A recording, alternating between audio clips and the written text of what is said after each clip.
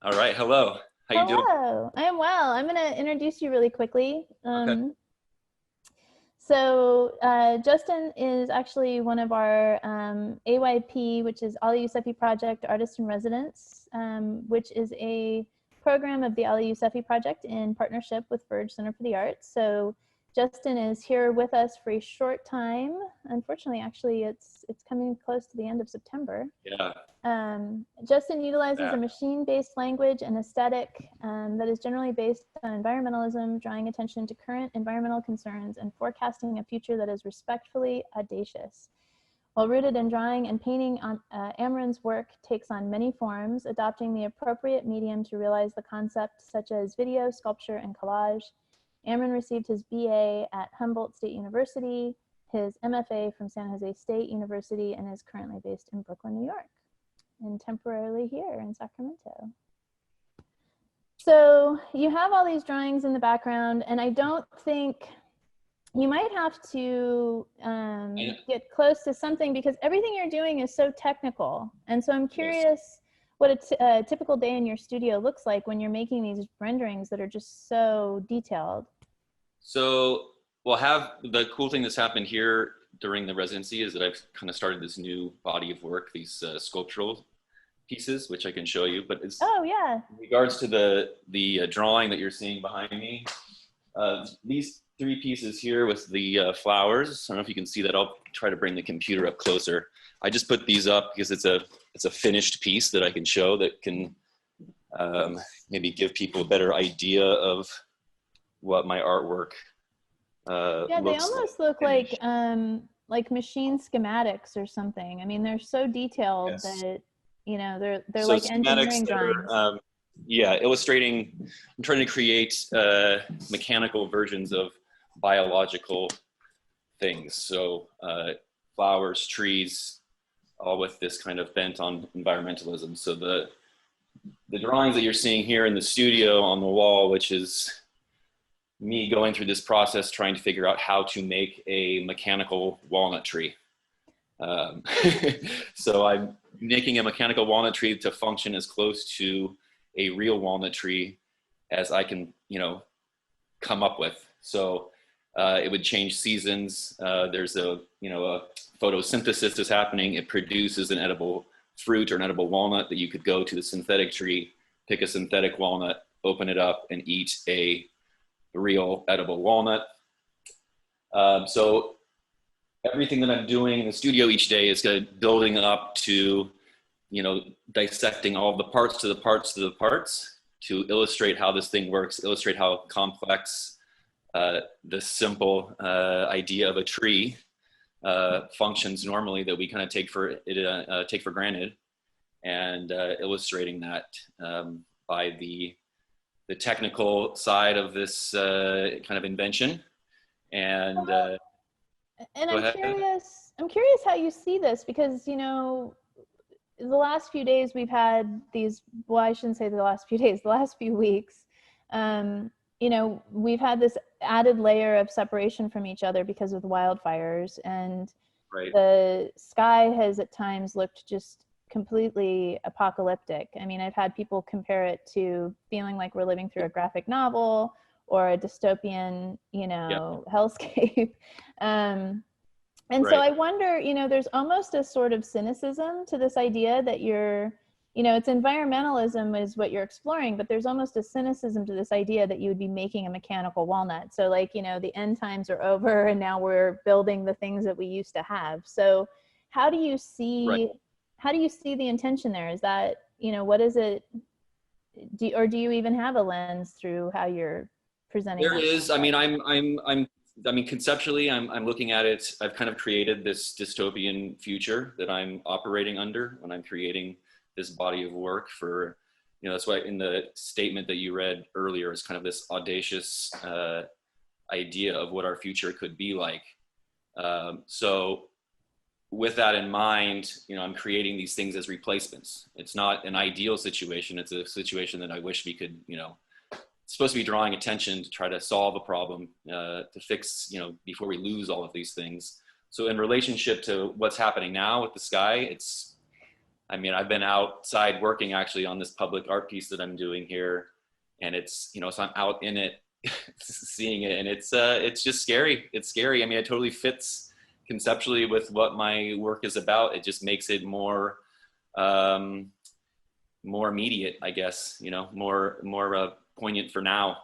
I think, you know, the idea of environmentalism can, you know, go on for forever, but just with what's happening now, it sort of relates it to this kind of doomsday scenario that I'm operating under for this entire, you know, concept for the body of work. So yeah, you know, I mean, this is something that could happen, that the sun gets blocked out and plant life can't survive on the face of the earth, and we're left with, you know, forced to be left with these maybe mechanical versions, replacements that I'm designing.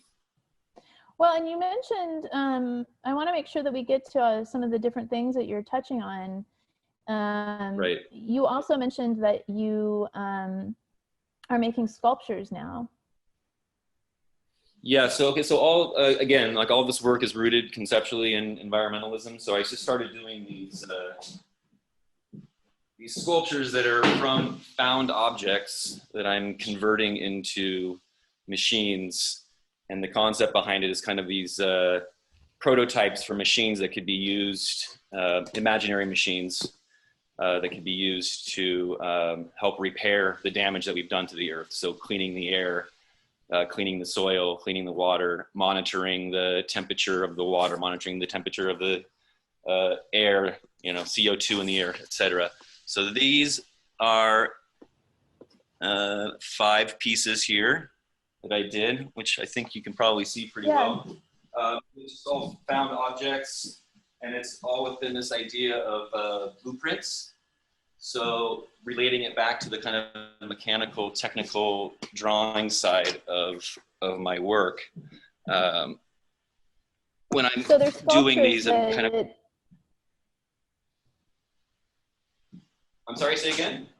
So the sculptures are actually, you know, like a blueprint is, you know, it's the drawing for the sculpture, but these are almost like the blueprint came to life. Like it you know, took on a 3-dimensional form out of the schematic, right, out of the rendering. Exactly. Taking, relating it to the drawing, taking these drawings to a 3-dimensional form, I found really interesting, just that concept. And so I've been enjoying just trying to convert a 3-dimensional object and playing with 2D and 3D simultaneously. You know, taking a 2D drawing aesthetic to a 3-dimensional object, and how does that? Yeah, you know, and how does it translate? Right. Right. There's a conversation that I'm having with the object of how can I manipulate this specific object to help, you know, create this sense of 3-dimensionality going, you know, inside, or I'll bring up another one that's a little... They're almost like elevations or something, you know, it's like, it's the structural version of an elevation drawing. Right. So, yeah, you know, and they can be viewed from all sides, and the perspective changes as you walk around the object. So, you know, that's another kind of interesting element with just playing with perspective that I'm enjoying with this project of, you know, or this series of just how line works. And so taking it a much more formal level, this body of work in comparison to the tree, the mechanical walnut tree, is so much more conceptually, you know, realistic, viable, logical. These are a lot more playful and more kind of formal of just, you know, kind of reacting to an object, so on and so forth. Well, and I want to make sure, in the interest of time, I have 2 other questions I want to ask you that you know, so I want to make sure we get to them before we're done, and we have about 5 minutes left. So first of all, and this is something I had been wondering too, somebody asked if these are CAD or by hand, and I know that you're doing these drawings by hand, but what is that process like? I mean, how are you starting the information process to render those sorts of things? Because what you're doing is a very technical CAD-like process. Right, right. I mean, there's a lot of sketching, you know, pre-sketches that go into all of this stuff. I'll show you. I'll just hold up one so you know, people that are watching don't know my work can maybe get a better idea, kind of like a close up. But you know, this is one of the computers for one of the stations that is part of this mechanical walnut tree. So this is for the pneumatic station that is going to help transfer these edible walnuts into the branches. And all of this is obviously out of context, so it's a little bit hard to maybe make sense of, but as I'm going through all of this, I'm going through a process of a lot of research, figuring out, you know, this is my version of the computer that I need to make this thing function. So I will research what are the main components of a computer. Aha. The hard So drive. that was my question was, yeah, what sorts of things inform that? Because, you know, none of us just walk around with the form of a chip, you know, a computer chip in our mind or whatever, you know, so that's where that's coming from. There's some weird computer chip in my brain, I don't know, but there's, I definitely do research on certain things. So all of this is based around technology that already exists. So if I need something to function in a certain way, there's something usually that I can think of that's similar to it that I can research a little bit, look into, of how it functions, and I can take those components and then recreate it to form my purpose, what I need in my, you know, shape, and which where it's sense. You know, how it's functioning within this whole masterpiece, master drawing. And so you said that you've been working on an outdoor public art piece. Where is that, and what is that, and tell us about it. That's on the roof of, yeah, it's on the roof of the warehouse artist loft building. That's part of the artist residency that I'm here for, you know, through Verge and the Ali Yousefi project. So part of the residency is they you know, I have an apartment at this building. So on the roof of this building is there's a building on top of the roof that is like the stair access to to the roof. To do maintenance or whatever. So that box, that big box, it's about like 26 feet wide by 16 feet and about 9 feet tall. That box, I'm painting that whole box and I'm turning it into one of these sculptures. Oh, wow, that's cool. Pushing this idea more to a, you know, a larger scale and seeing how I can maybe do more of these, kind of bringing sculpture into a public art, you know, so people can see it and interact with it, and create kind of a series. We'll see where this goes, but that's kind of the maybe optimistic goal where I'm kind of shooting for these things to go at the moment. And we're almost out of time, but if people want to follow the process of what you're working on, or learn more about your work, all of your Instagram handles, or I mean social media handles and everything, are on the directory page for Sock Open Studios, and they're also on your website, correct? Yes, yeah, my website's just my name.com, so justinamrhein.com, and you can, yeah, see, kind of get a better idea of the mechanical imagery and the functionality of these machines, these trees and flowers and things. And do you have an Instagram or any place where people can see the process unfolding of the mural that you're painting? I haven't posted anything yet, but I'm going to very soon. So yes, on Instagram, also just at my, you know, at Justin Amrhein is my Instagram handle. And I'll be posting. I've been doing these time-lapse videos every night that I've been working on it. Yeah, that's great. I'm gonna link them all together and make it into one big video from start to finish. But it's looking pretty cool. I'm excited about it. Awesome. So yeah, I know. It's a whole new direction and big kind of project to be jumping into. But yeah, it's really fun.